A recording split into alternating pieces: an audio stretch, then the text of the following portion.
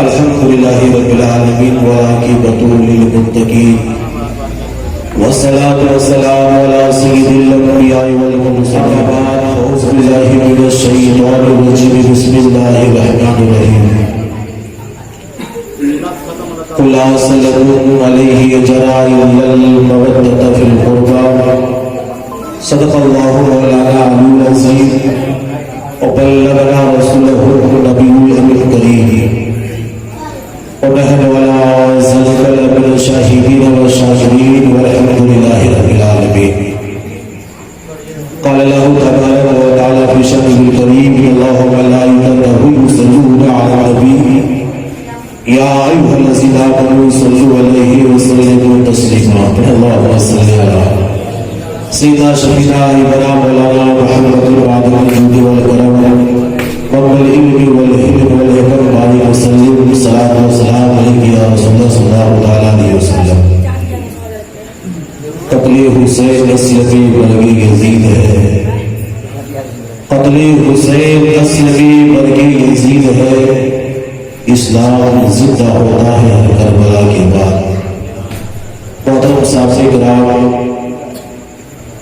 ابھی آپ نے مجھ سے پہلے مولانا زاہد علی مصباحی، مولانا رضی اللہ نظامی، مولانا شکیل اختر، مولانا عباس الدین فیضی سے آپ نے نعت المرتبہ خطاب سماعت کیا ہے. جیسا میں آپ کو بات میں اطلاع کر رہا تھا، حضرت علامہ مولانا حسین اجم طاہری تشریف لانے والے ہیں، وہ آ چکے ہیں. حضور قدر آرام فرمائے آدھا گھنٹہ میں آپ کے سامنے خطاب کروں گا، پھر میں اپنی بات ختم کروں گا، اس کے بعد حضرت کی تقریر ہوگی، اس کے بعد سلام پڑھ لیا جائے گا. آپ بیداری کا ثبوت ہے کیونکہ آپ حلوہ کا ساتھ نہیں کھائے ہیں، امام حسین کے کھچڑا کھائے ہیں یا تو ملیدہ کھائے ہیں، انشاءاللہ العزیز بیدار ہونا ہمیں ہے، ہونا بھی کیوں نہیں ہے کیونکہ حسین پاک کا نام ایسا ہے 80 سال کا بوڑھا بھی جب حسین کا نام سنتا ہے اس کی جوانی آ جاتی ہے، اس کے بیٹھے ہوئے لوگوں کے اندر خون دوڑنے لگتا ہے، اسے کربلا کا خونی منظر نگاہوں کے سامنے دوڑنے لگتا ہے. محترم سامنے کرام، اس لیے آپ حسین سے محبت کرتے ہیں، اسے پیار کرتے ہیں، ان کا نام لیتے رہیے، آپ کو نیند نہیں آئے گی. اگر آپ خاموش بیٹھے رہیں گے تو شیطان آپ پہ حاوی ہو جائے گا، جھپکیاں آنے شروع ہو جائیں گی. اس لیے کچھ نہ کچھ بولتے رہیے تاکہ نیند آپ کے پاس نہ آئے. محترم صاحب سے کرام، میں نے آپ کے سامنے وعدہ کیا تھا جیسا کہ میں نے بیان کیا ہے، امام حسین میدان کربلا کی دھرتی کی طرف تشریف لے آ رہے ہیں. آپ نے مولانا رضی اللہ نظامی سے سماعت کیا، امام حسین کے بھائی مسلم بن عقیل کو عبداللہ ابن زیاد نے گولڈن ہاؤس کی چھت سے لے جا کر کے ان کو شہید کیا. اس کے بعد مسلم بن عقیل کی دونوں صاحبزادے محمد ابراہیم کے پیچھے پڑ جاتا ہے، کہتا ہے کہ میں نے سنا ہے کہ مسلم بن عقیل کے 2 بچے بھی تھے، انہیں بھی میرے حوالے کیا جائے.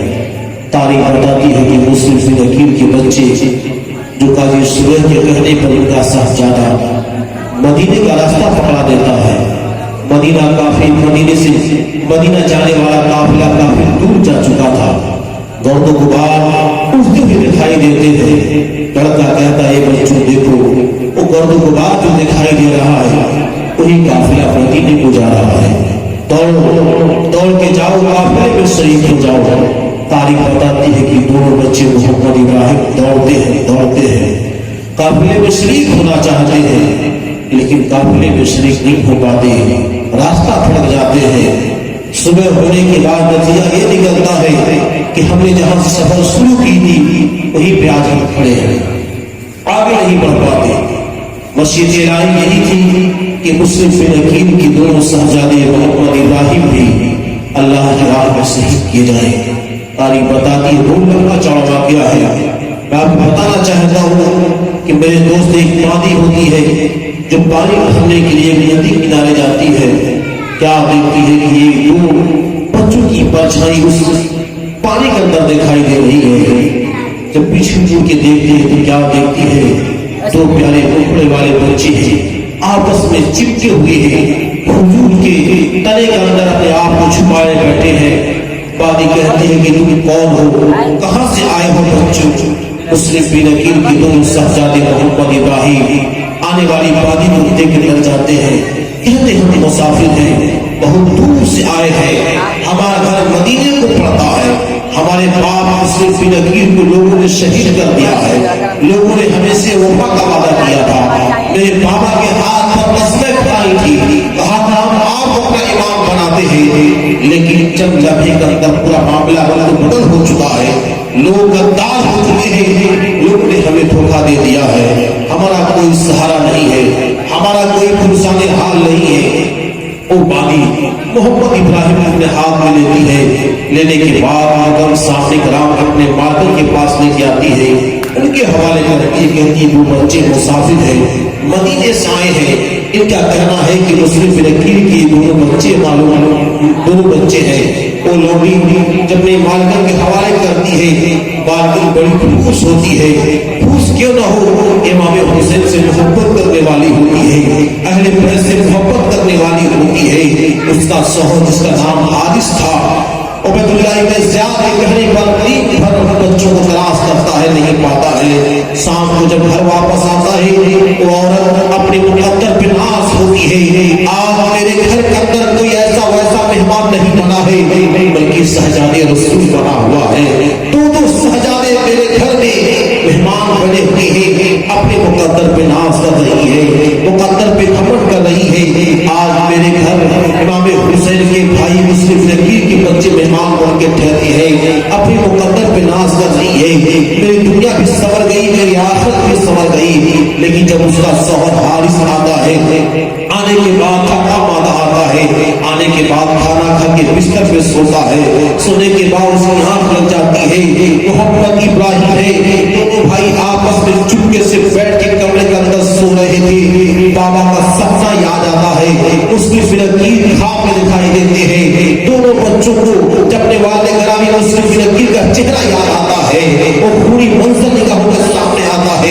دونوں بچے آپس میں چمٹ کے رونے لگتے ہیں. جب رونے کی آواز آتی ہے، حارث پوچھتا یہ رونے کی آواز کہاں سے آ رہی ہے؟ بیوی کہتی ہے کچھ بھی نہیں، کیونکہ بیوی کو معلوم تھا کہ میرا شوہر لالچی ہے.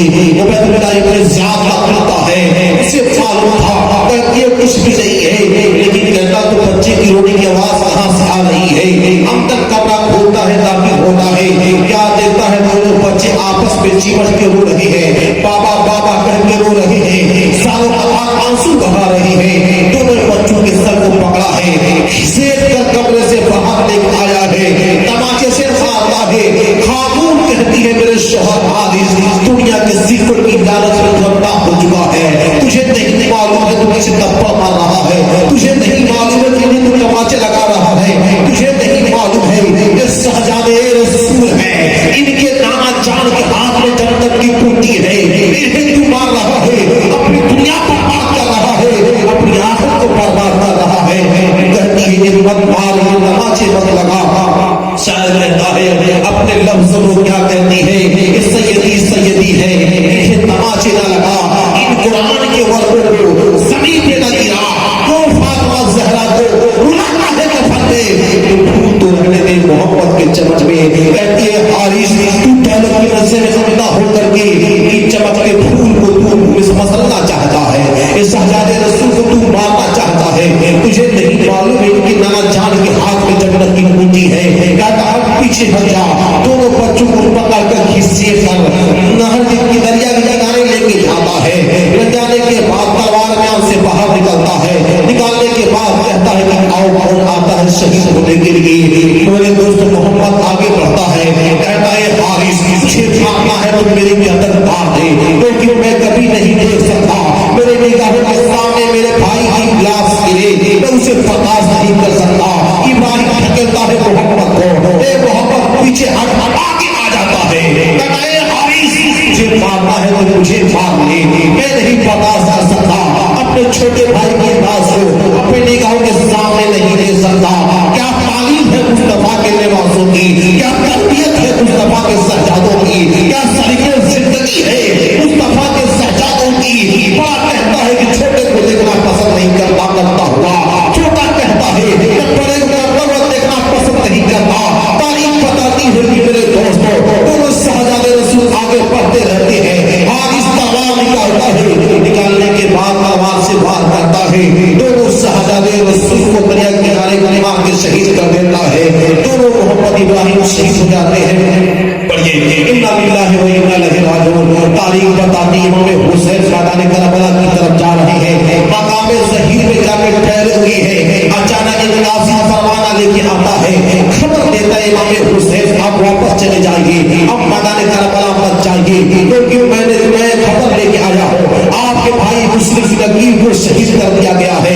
یہی تک نہیں، آپ کے بھائی مسلم بن عقیل کے دونوں شہزادے محمد ابراہیم کو بھی شہید کر دیا گیا ہے، اور مجھے معلوم ہے امام حسین جب میدان کربلا جائیں گے آپ کو بھی شہید کیا جائے گا، آپ کے بچوں کو بھی قتل کیا جائے گا، واپس چلے جائیں گے۔ امام حسین نے کہا، آنکھوں میں آنسو آ گئے، آنکھیں استوار ہو گئی، وجہ یہ ہے کہ اپنے بھائی کی قربانی یاد آ رہی ہے، بھائی کی جوانی یاد آ رہی ہے، اور اپنے بھتیجوں کی یادیں آنے کے بعد امام کی آنکھوں میں آنسو آ جاتا ہے۔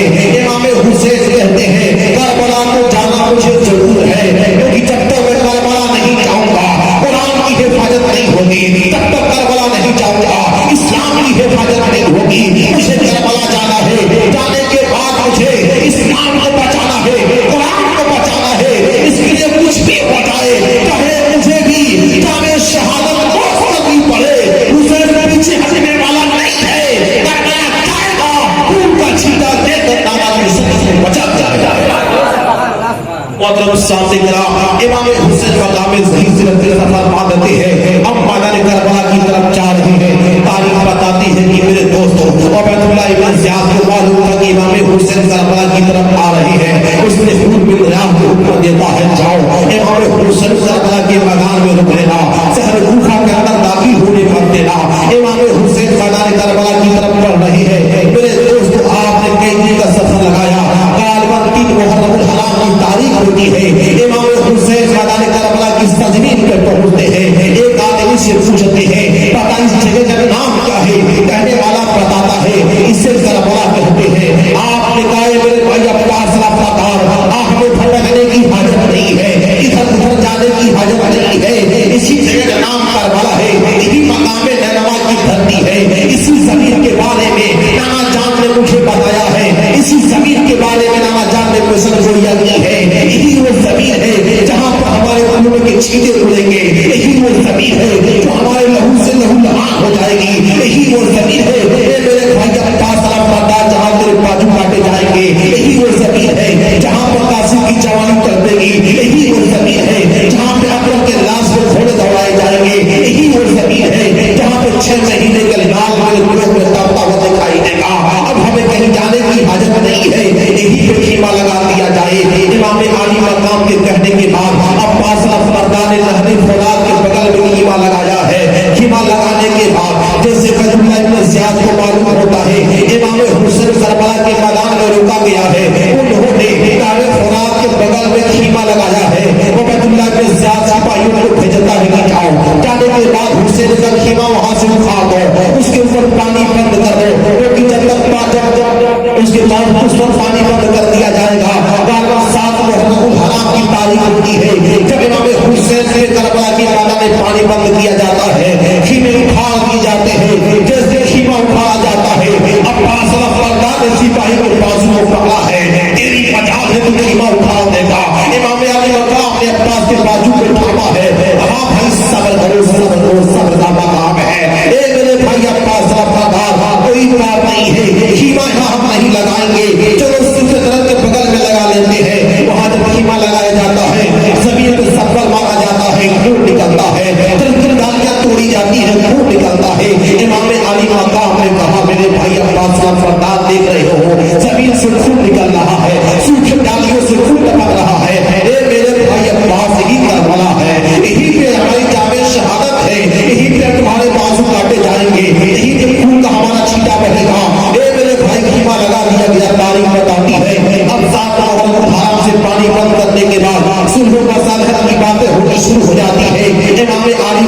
نے کہا بیت اللہ ابن زیاد سے جاؤ کہہ دو، جاؤ بیت اللہ ابن زیاد سے کہہ دو، عبد اللہ ابن زیاد سے کہو کہ جا کر اپنے عزیز سے کہہ دے کہ ہم یہاں سے واپس جانا چاہتے ہیں، ہمیں روکا نہ جائے، ہم کسی دوسرے شہر کے اندر چلے جائیں گے، ہمارے اوپر ظلم و ستم نہ کیا جائے، کیونکہ ہم شہزادے رسول ہیں، ہمیں واپس جانے دیا جائے۔ میرے دوست بیت اللہ ابن زیاد کہتا ہے کہ نہیں نہیں، واپس نہیں جانا ہے، جانا ہے، واپس جانے کا کوئی راستہ نہیں ہے۔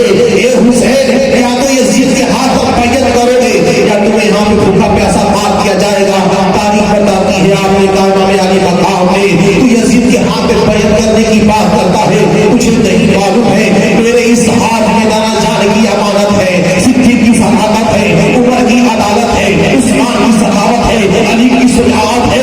یہ حسین کربلا میں گردن کو کٹا سکتا ہے، اپنا مقدس ہاتھ یزید کے ناپاک ہاتھ کو نہیں دے سکتا۔ سامنے کرام نے امام علی مقام میں صاف لکھا دیا ہے، تاریخ بتاتی ہے جب محرم الحرام کا دن آتا ہے، دن آنے کے بعد بات طے ہو جاتی ہے تو جنگ ہو کے رہے گی، اب اس کے بعد اور کوئی باتیں نہیں ہوتی ہے، صلح مسلح کا معاملہ ختم ہو جاتا ہے۔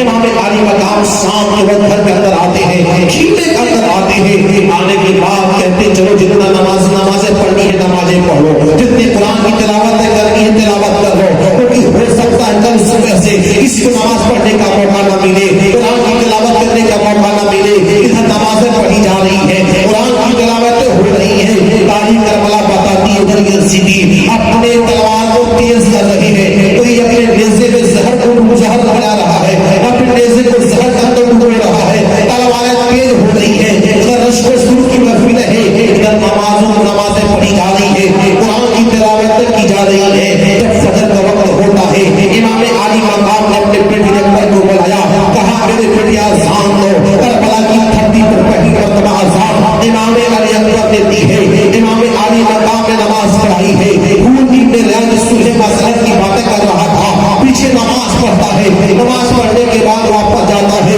اس کے بعد فجر کی نماز پڑھنے کے بعد امام علی مقام نے کہا میرے بیٹے علی اکبر جاؤ میدان کربلا کا راستہ کھینچ کے لے آؤ، مجھے بتاؤ کربلا کا میدان کیسا ہے۔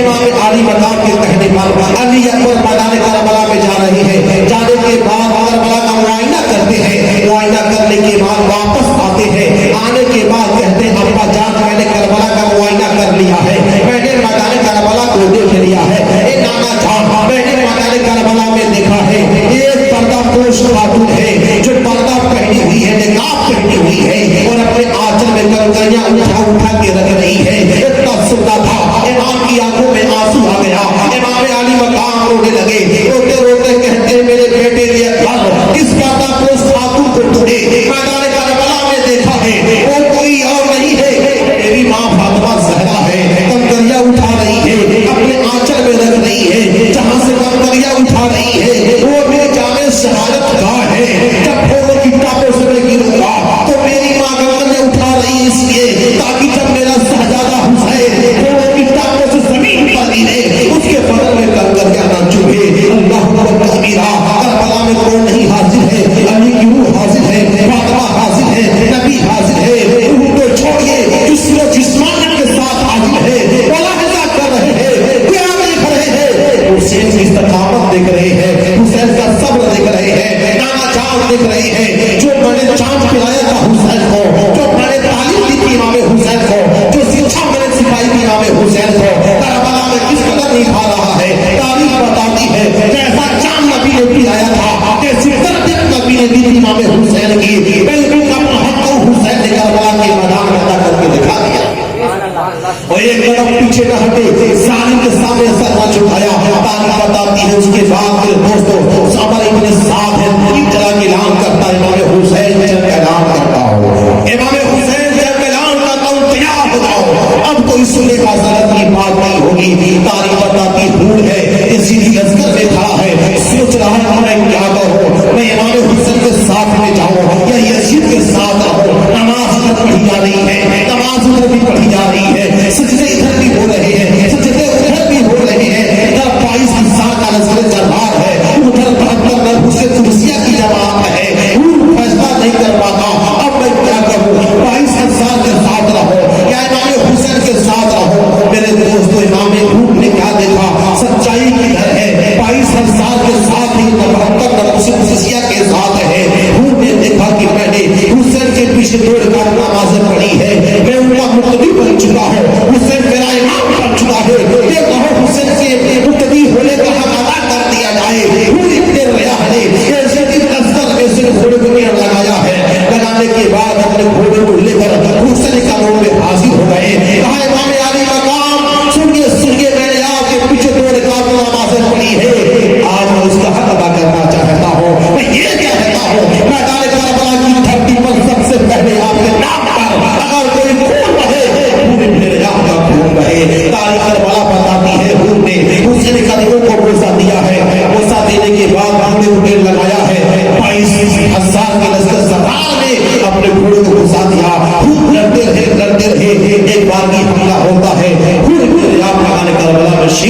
انا للہ و انا الیہ راجعون۔ اس کے بعد محترم سامنے کرام شہادت کا معاملہ شروع ہو جاتا ہے۔